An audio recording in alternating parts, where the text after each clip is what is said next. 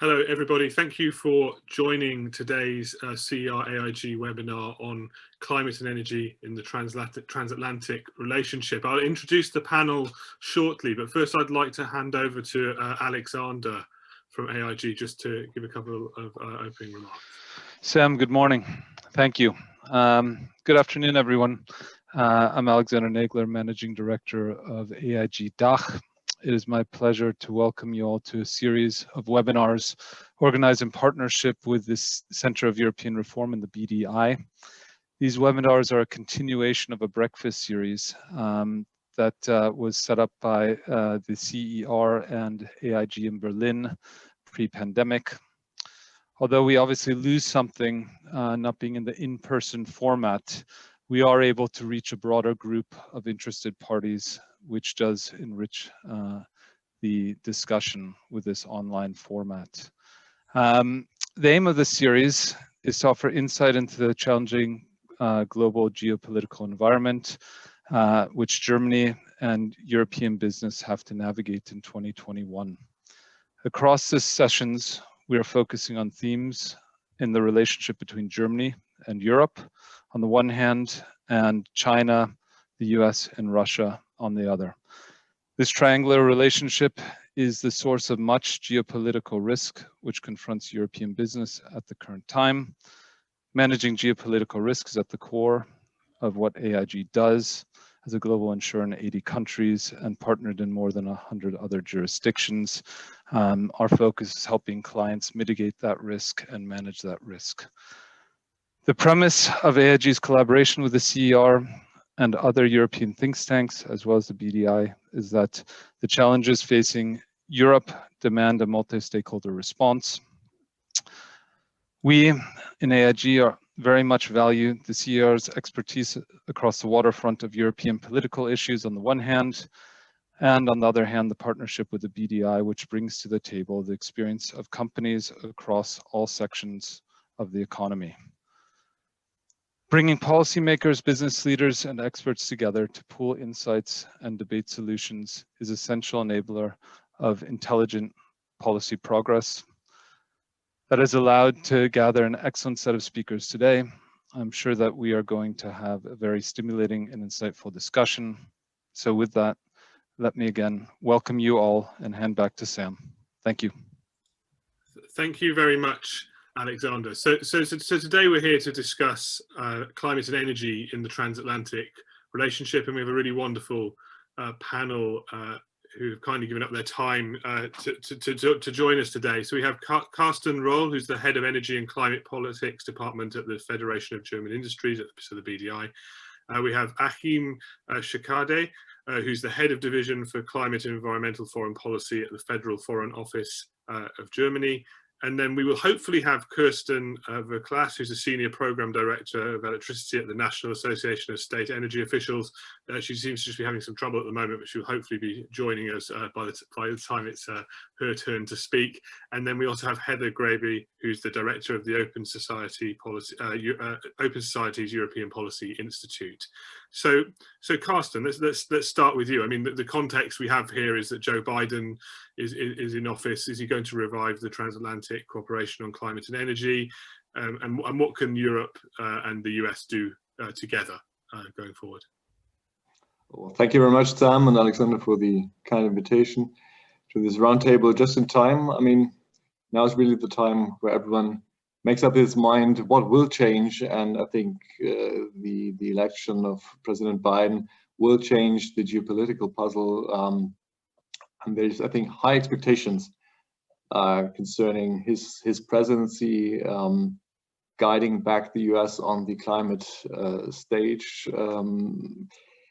I want to start maybe by the expectations itself. I think the election are a very good signal, or maybe even a precondition for further steps, as his whole political style will guide the US back to multilateralism, to more cooperative approaches that are urgently needed. And this is a very good news to start with.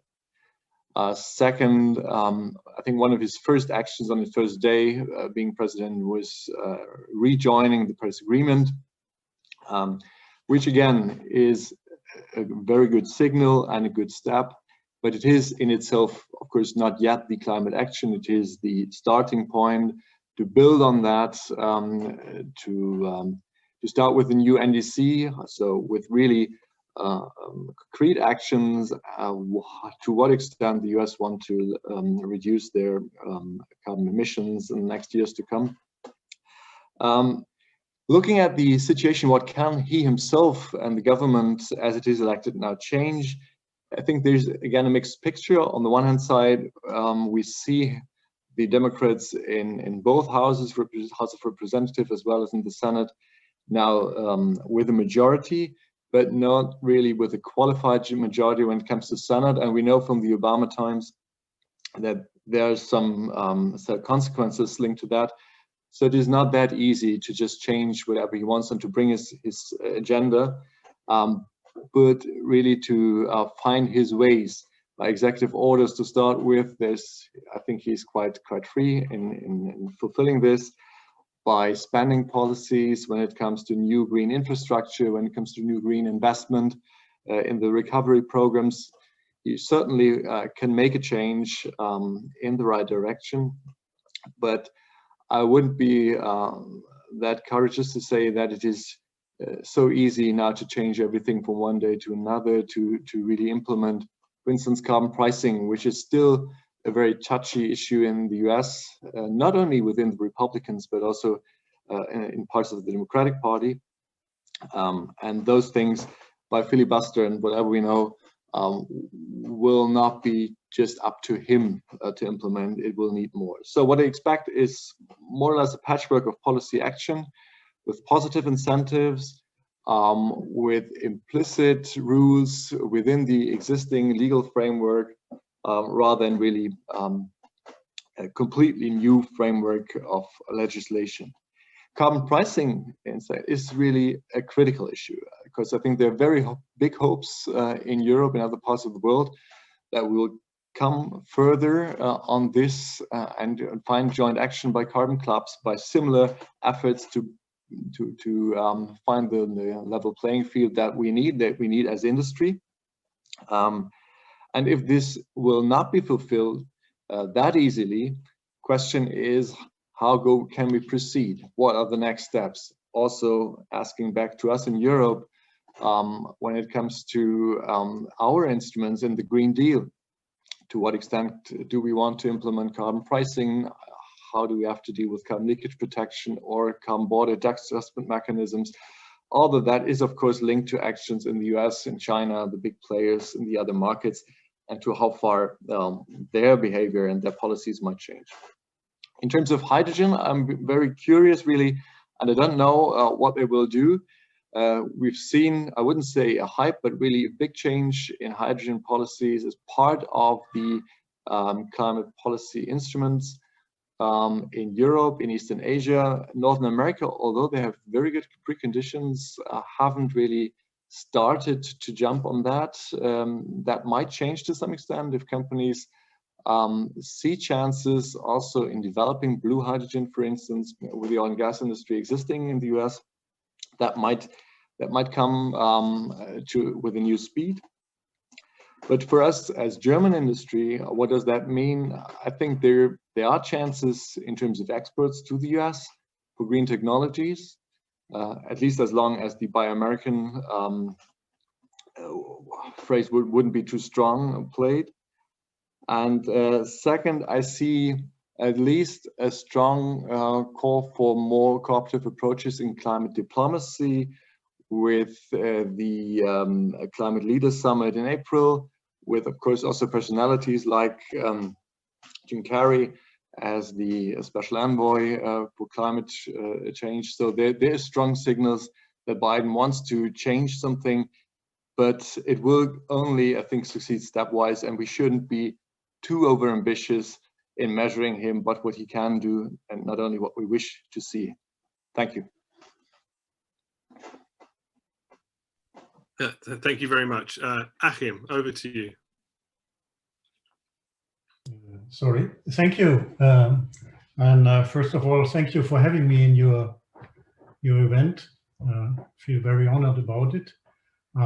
Maybe just before I begin, I would like to remind you that, of course, based on my position as head of climate and environmental foreign policy, I will limit myself to the climate and environmental aspects of our subject, and I think the more technical aspects of energy policy and instruments for emission reduction and so on are better covered by experts from the other ministries or from industry.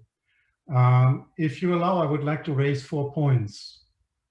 The first one is, of course, that we very much welcome the re-entry of the US on the international scene when it comes to climate policy. We see that our US friends do not waste any time. I mean, we had the meeting of John Kerry with EU foreign ministers last Friday. We had the participation of John Kerry at the Climate Ambition Summit on Monday in the Netherlands. And we see a lot of momentum adding to the momentum which has already been created coming from the announcement of the Green Deal in December 2019. To this regard, of course, I have to mention also the meeting of foreign ministers in the Foreign Affairs Council on Monday and the relevant conclusions they passed at that occasion, which explicitly mention the prospects of transatlantic climate cooperation. There is a lot of urgency, and as I said, there's a lot of dynamic in it at the same time. We all know the reasons for the urgency. It comes from the systematic layout of the Paris Agreement, which with the bottom-up approach, where we need countries to show more ambitions. We have a lot of pressure by civil society, a lot of activities in civil society. And now we also have COVID-19, where I see that there are 2 aspects to be seen. The first one is, of course, we had a lot of opportunities to build back better. And we see that President Biden about building back better, but we also have a lot of risks that the recovery programs will create more locked-in fossil fuels investments. On the other hand, we see that COVID aggravates the consequences of climate change for many countries in the world, where capacities of poorer countries to cope with climate change and to adapt to climate change are compromised. So this was my first point. Second point, we both need each other. The US needs to rebuild trust on the international scene. If I am correctly informed, they hit the scene twice. And so many countries will look at them. How do they now come back? We heard John Kerry saying that on Monday that they're going to re-enter the scene in a humble way. But I think apart from what they're doing in the US in terms of climate policy, many countries will also look at what they're doing in terms of climate finance. So how will they contribute to the Green Climate Fund and other instruments? This will be very important, and we are also convinced that over the next years, climate finance and all the aspects of sustainable finance will play a very, very important role in the discussions. And of course, we also, as Europeans, we need the US, just looking at the numbers of emissions, but also at their role in international politics. We need them because we want to instigate better climate ambition over the world. Based on the Green Deal, the European diplomatic system has become a very active tool for climate policy in the world. I can tell you that EU climate ambassadors meet twice every second week now and try to make up outreach programs in other countries. China has already been mentioned by Carsten. There are many more where we need to do more. And of course, this is urgent again, because we have a lot of more and more announcement for climate neutrality by mid-century, but we need the pathways to reach this. So action has to be done now. And of course, you can see that the chapter 3 of the Green Deal about the EU as a global leader plays a very important role in this. A third point I want to raise is there are differences between us, European, and the US. We're starting from different points. I mentioned the Green Deal and the climate law, which fortunately has reached a consensus in the Council and which is now being negotiated. The 55% aim for 2030, according to the Council. The Parliament wants more, of course. So we are now the negotiations are ongoing, and the Commission and the European services are very actively working on the so-called Fit for 55 package. So we are, I suppose, a little bit more advanced when it comes to adapting our instruments in the US. On the other hand, Carsten very well explains the internal challenges which the new Biden administration is confronted with. So we will see what's going on in the US. But a very important point for us in the Foreign Office is we do not have a John Kerry in Europe. I think this is a difference which should not be underestimated. We have a group, as I mentioned, of climate envoys of the different foreign services on the level of director, deputy director, meeting very actively and organizing a lot of programs, but we do not have a personality like John Kerry. So the question is, who is the interlocutor of John Kerry on the European side? You know, you remember the famous saying of what is the telephone number of the EU? So we are a little bit in a similar situation. So as my fourth point, what is the conclusion? What do we want to do as Germany? Some of you might know that in 2008, we established a so-called, under Foreign Minister Steinmeier, we established a so-called transatlantic climate bridge with North America. This climate bridge was still there over the last year, but it has been quite inactive for obvious reasons.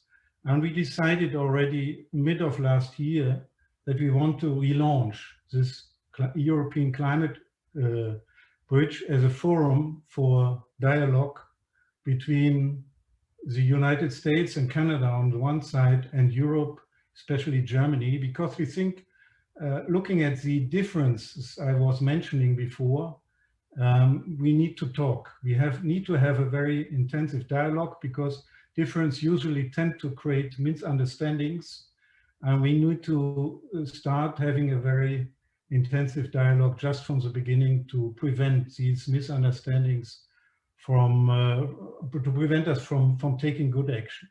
So as I said, we made a decision to relaunch this transatlantic climate bridge. We want to have a first a kickstart meeting in June, so before the summer breaks this year. The official announcement has been done by Foreign Minister Maas and his colleague, Minister of the Environment, Schulze, at our pre-COP conference in October. We will put some money and some capacities in this. And the idea, which is new to this climate bridge, we will follow an approach which has become quite prominent lately in foreign policy, which is called multi-layer diplomacy. We think it's worthwhile to see that with this dialogue, we bring together people from different layers of both societies, meaning cities, science, business, federal states, of course. And also when we look at the United States going away from the West and East Coast and trying to reach people in the countryside, if you want, in states like West Virginia and others. So this is our idea. We are in close contact with the German government, other institutions. We will be in contact with business, and we hopefully will have a lot of participants in this. And then we hopefully will see that our US friends appreciate it as well. Thank you very much. Thank you, Achim. So we've had a slight change in panel. Unfortunately, Carsten had a family emergency, which is unavoidable. But thankfully, and we're very grateful for this. Her colleague Cassie Powers has decided to join in her stead. Cassie is a managing director at the National Association of State Energy Officials, and we're very keen to hear some of your thoughts from across the Atlantic. And thanks for joining us at short notice, and also quite an early time in the morning, I'd imagine, for you. No problem. Happy to be here. It's nice to join the panel, and my apologies for missing the first couple of speakers. And so I'm excited to hear a little bit about the discussion, but wanted to just offer a few remarks on behalf of our organization and just some thoughts on climate partnerships in the United States. As Sam had mentioned, my organization is the National Association of State Energy Officials. We are the member organization of the governor designated energy offices in each of the states and territories in the United States. And so each of the states are part of our member organization, and it provides a nice forum to hear about the different energy priorities from the governors across the country. One of the things that we have seen in recent years is this new attention paid to climate from the state energy offices and the governors across the country. As has been mentioned, it for a long time was the coastal states who were really aggressively pursuing climate policies and action. The states in the northeast part of the United States, California, and their partners on the west. But we're now seeing states in the middle of the country take aggressive stances on climate change. The state of Minnesota, which is where I am from originally, their governor and the state has long been in support of active climate policies. The state of Colorado is another great example. Many states in the west and the southeast also. And so with that, we're seeing really a ground up swell of support. And the states have begun to, particularly in the last few years, begun to reach out to some of their counterparts in other parts of the world. I know that from NASIA's perspective, our members have been having conversations with the government in India and some of the states there to talk about what opportunities there might be to build and strengthen dialogue on climate and energy issues between the state governments and India. Many of the states have also been working with their friends in Europe to learn more about policy development around the installation development of offshore wind. That certainly has become one of the hallmark policies that many of the coastal states are following to help achieve their energy and their climate goals. Obviously, in the last couple of weeks, we have seen a shift at our federal level with a renewed emphasis on tackling energy and climate change. And so obviously, President Biden has signed the Paris Agreement and intends to rejoin Paris, which was very exciting. And so the states will now be working in concert with the federal government as opposed to being independent actors. You know, we've heard that also with the appointment of John Kerry and Gina McCarthy to oversee the domestic climate role, there will be really a coordinated approach towards climate policy, both when looking outward towards the world and when working with states and local governments here. And so I believe that the Biden administration is poised to make some climate announcements and sign some additional executive orders today. And so it's very exciting for us to watch all that's happening in the White House and the administration. But again, the states have long been in support of climate. More and more states are beginning to take aggressive action, turning over their power plants from coal to renewables. And so we're continuing to see a lot of action there. And so I'll stop there, but happy to chat a bit more. Great, thank you, Cassie. Heather, over to you. Thanks very much, and thanks already for some very interesting perspectives. I'm just going to complement what's been said already with a few observations on where the political context, first of all, and where there's support and where there's opposition to climate measures in the US and in Europe, but then also to go on to where are the opportunities in terms of transatlantic cooperation, also in the rest of the world. So not only in the US and on the European continent, but where the US and the EU could work together in third countries and the rest of the world. So first of all, just in terms of political context, there is a bit of a common view in Europe that, well, it's okay because there's massive support and there's a big consensus in Europe for climate action. People voted for it in the European Parliament elections. The Greens are doing well. It's all going to be plain sailing, and it's the US where things are tough. Well, yes and no on that assumption. We've just done a very interesting survey of 8 European countries plus the United States on people's both their support for different climate measures, but also their awareness, their understanding of climate science and the likely impact on their own lives, and indeed the lives of their children and grandchildren. And the picture is more complex than that. Certainly the US has more climate deniers than in Europe, much more than any European country. Outright deniers are about 11% in our survey in the US. But there are many people in both the US and in Europe who don't really know the basic science about the likely impact, how severe the likely impact is going to be on their own lives. There's very few understand the scale and the scope of the climate transition ahead, either in terms of what happens if there is no climate transition, the risks of climate inaction or the inevitable effects of climate inaction. But they also don't really quite get what kinds of measures are going to be necessary. There's still a much greater preference for providing more infrastructure and incentives rather than for taxes and bans. Okay, that's normal. That's what people usually vote for. But the understanding of why it would be necessary to move to new systems of mobility, as well as energy infrastructure, as well as diet and lifestyle adaptation, is still not well known. And it varies quite a lot across European countries.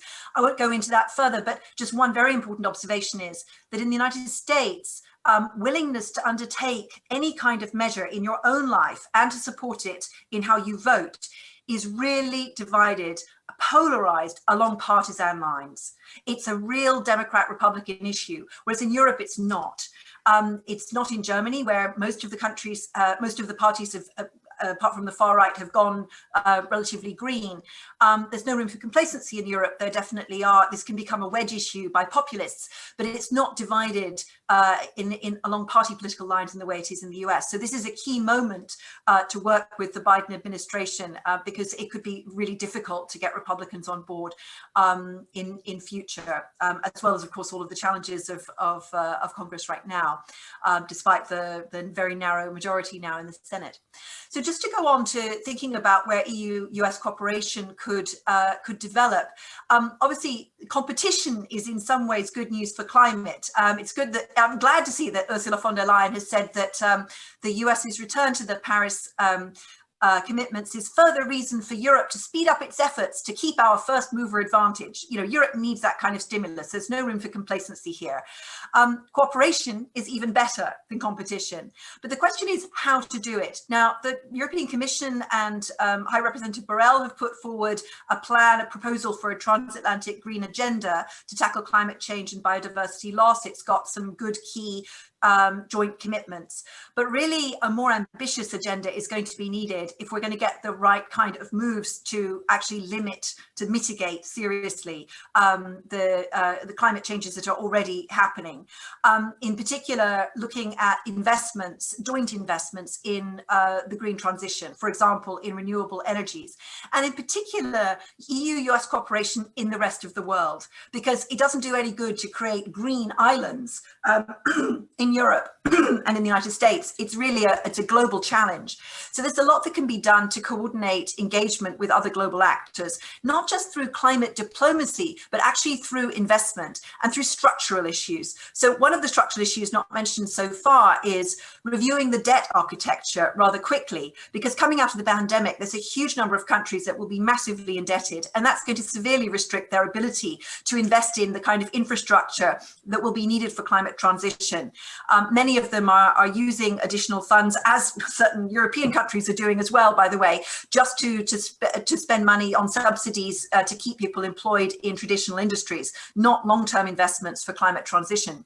And so thinking about that between the EU and the US, which have most of the creditors, they have a lot of influence on most of the creditors, will be enormously important to ensure that the building back better happens in the rest of the world, particularly in what will be highly indebted countries in the developing world. And that's something where China needs to be engaged, and the EU and the US working with China on that could be really, really important in terms of China's role as a creditor. And that's related to the second aspect of, I think, the key, the role that transatlantic cooperation could play in the rest of the world. And that's a focus on a big joint resilience agenda.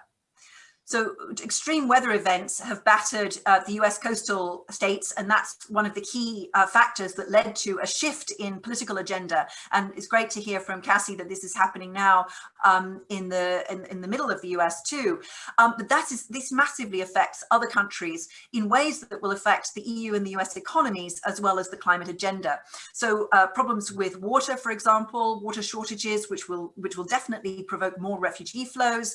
Also problems with water distribution and the conflicts that those can lead to, as well as extreme weather events and the lack of infrastructure for cities in many parts of the world to deal with those. So here, what the EU and the US can do together is to anticipate the risks and the security implications of climate change by putting together, for example, an intelligence council on climate risks to support countries that are dealing increasingly with erratic water flow disruptions and to support governance adaptation. This is really needed at this point, and Biden and Kerry are the ideal people to put in place a governance architecture globally that can help with that.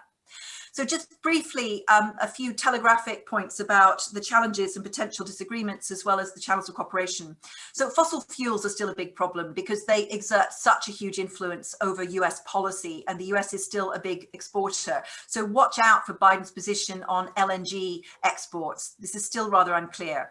Finance is also very tricky because it's really important that Europe moves towards not only border carbon adjustment, but also towards the taxonomy and to changing risk assessments around finance, for example, finance for fossil fuels. And it's going to end up regulating banks and traders that originate from inside its borders. That's inevitable. That's where the EU agenda is going to lead. That could cause big friction with the United States if there isn't cooperation on this early. So testing out US willingness to think about carbon taxes, but also taxonomy and risk assessment in its own system would be really important. Europe has made some very important first moves in setting standards that could become the global standards, but it's really important to get US buy-in at this point so it doesn't become another point of friction. And of course on agriculture, long a point of friction on US-EU trade, there's still the problem that the EU's farm to fork plans. This can still be quite a tricky issue, especially if the UK tries to provide a backdoor into EU markets through a deal with the US on agricultural imports. And finally, energy, of course, because some of Biden's Buy American domestic agenda could lead to roadblocks for transatlantic cooperation. Finally, channels of cooperation. There's a lot that can be done, of course, through the Energy Council, through the EU-US security and defense dialogue.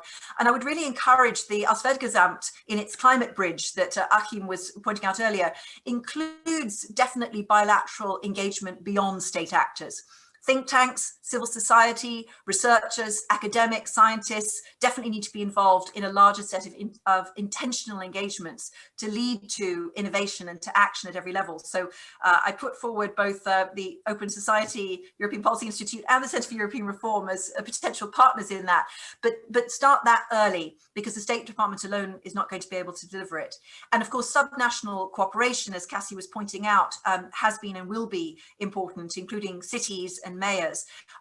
But bringing in a high ambition coalition for nature and people is another promising channel if the US joined it. We've already got several EU states and members, including Germany.